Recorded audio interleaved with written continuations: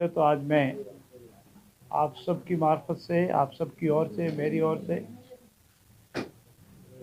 हमारे सरकार के वरिष्ठ मंत्री और अपने विभाग में ऐतिहासिक काम करने वाले मेरे छोटे भाई आदरणीय सुमित जी को बधाई देता हूं। आज उनका जन्मदिन है और उनको बहुत जन्मदिन की खूब खूब बधाई।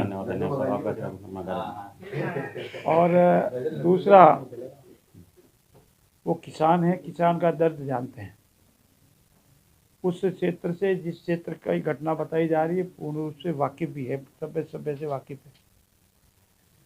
पूर्ववर्ती सरकार के कार्यकाल के दौरान इस कारखाने को लगाने की अनुमति मिली, कार्रवाई प्रारंभ हुई।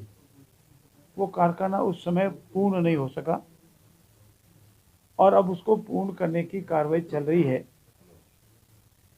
तो पूर्ववर्ती सरकार के कार्यकाल के दौरान जिस कारखाने को लगाने की अनुमति हुई, लैंड का अलॉटमेंट हुआ, एमयू साइन हुए, अगर उसको आगे बढ़ाया जाता है, उस सरकार के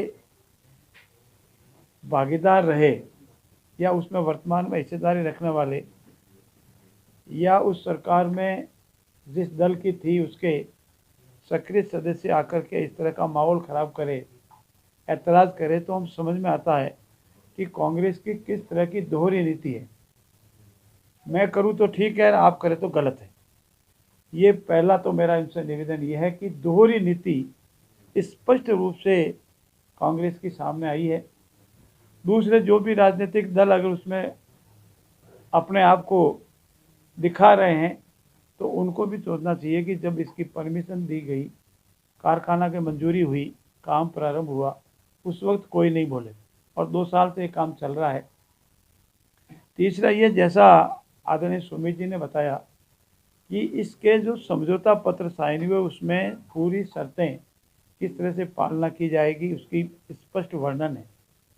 वर्तमान सरकार जब से आई है किसानों के लिए रात और दिन काम कर रही है और इस कारखाना भी किसानों के हित में, पर्यावरण के हित में है।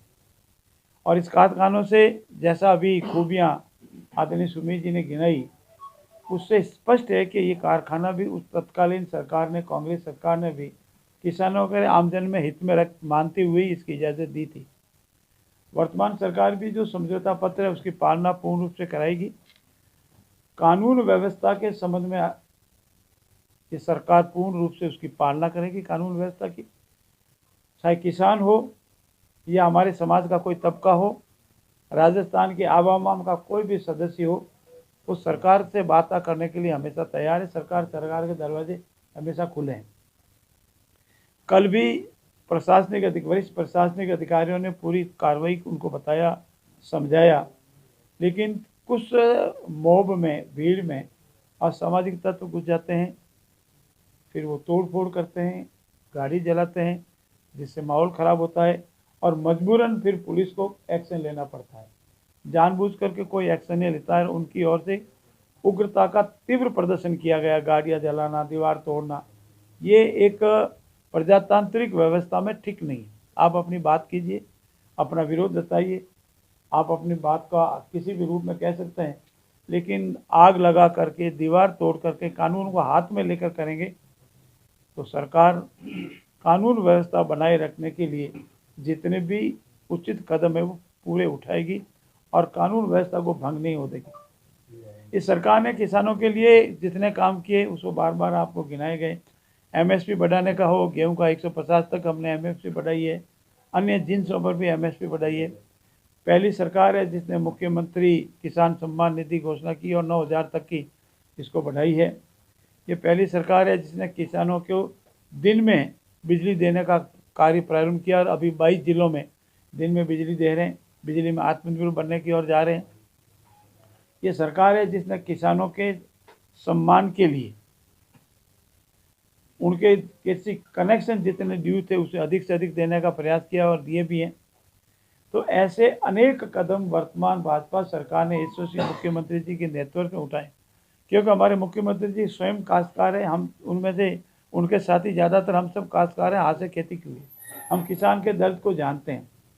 राजनीति करना अलग विषय हो सकता है, राजनीति और किसी मुद्दे पर की जा सकती है, लेकिन उस क्षेत्र जो शांत रहा है, पहले उनके कार्यकाल में कभी शांत नहीं रहा। किसानों के हितों की वहाँ बात हो रही है, सिंचाई के लिए वहाँ साधन उपलब्ध कराए जा रहे हैं, खेलों की व्यवस्था की जा रही है। ऐसी स्थिति में मेरा ये कहना है, मेरा ये मानना है कि ये प्रायोजित आंदोलन करवाया गया है, किसानों का आंदोलन नहीं है, ये प्रायोजित आंदोलन है। उसकी मैं प्रार्थना करता हूँ और सभी से नम्रता से निवेदन करता हूँ कि सरकार से वार्ता करें, अपनी बात कहें, जो कानून सम्मत है वो सब उनकी मानी जाएगी, लेकिन कानून को हाथ में लेने का प्रयास नहीं करें।